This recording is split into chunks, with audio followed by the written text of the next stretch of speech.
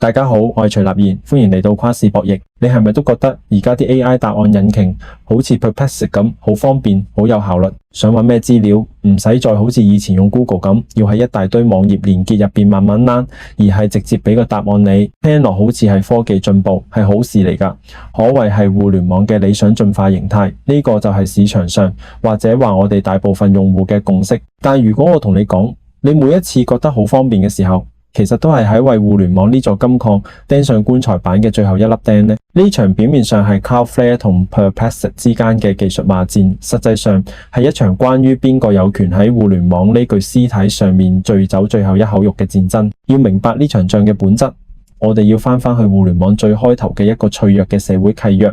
以前嘅世界係點樣運作嘅？好簡單啦，內容創作者，好似你睇開嘅新聞網站、blogger、YouTuber， 佢哋負責生產內容，而 Google 呢啲搜尋引擎咧就負責將用戶帶去呢啲內容度啦。創作者得到流量就可以靠廣告或者訂閱版錢繼續生存落去，而你作為用戶就可以享受到免費嘅資訊。呢個係一個雖然唔完美，但係至少可以循環落去嘅生態。但係 AI 答案引擎嘅出現，將呢個遊戲規則徹底推倒。佢就好似一個嚟食自助餐但從來唔埋單嘅客人。佢哋派出大量嘅 AI 爬蟲，好似 Perplexity 咁，甚至唔理規矩，偽裝自己潛入各大網站嘅後花園，將人哋辛苦種出嚟嘅內容蔬菜一次過收割晒，然後打包成一個靚靚嘅答案沙律，直接送到你面前。你可能會話，咁又點？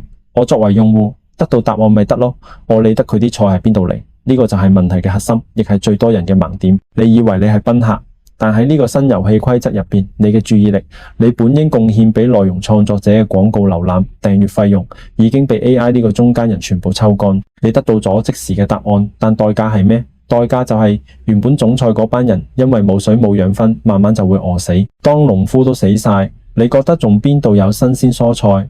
剩低嘅只會係 AI 用舊有嘅不斷重複嘅材料炒出嚟嘅隔夜冷飯。Cloudflare 嘅數據顯示得好清楚，從 OpenAI 攞到流量嘅難度係 Google 嘅750倍。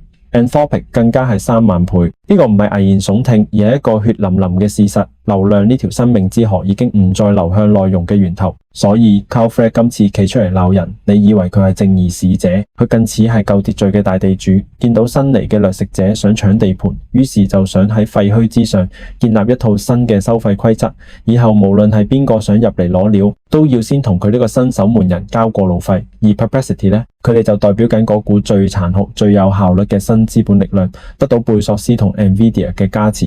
佢哋嘅目標就係打爛所有舊規矩，因為佢哋就係要成為制定新規則嘅人。呢場仗根本冇所謂正義同邪惡，只有食肉同被食嘅分別。所以最後我想問你一個問題，一個關於你未來資訊世界嘅選擇題。當免費嘅午餐食完之後，你準備好為內容付出代價未？你嘅選擇只有兩個，一係直接用金錢投票去養活你認為有價值嘅創作者，一係就準備好生活喺一個由演算法餵養、思想越嚟越單一、再都冇原創內容嘅資訊回音室入邊。你會點揀呢？好嘅，本集嘅內容就差唔多到呢度，記得訂閱我哋嘅跨事博弈，仲要撳埋個鐘仔，咁就唔會錯過我哋嘅最新內容。當然最重要嘅係，如果你覺得我嘅分析對你有幫助，請記得留言、按讚同分享 comment、like、share， 並訂閱我哋嘅頻道，咁樣便唔會錯過我哋每周嘅深度市場分析啦。最後，如果你想知道我更多對於宏觀以及個別公司嘅詳細基本面分析，歡迎你加入我哋嘅會員專屬內容。我哋會喺會員區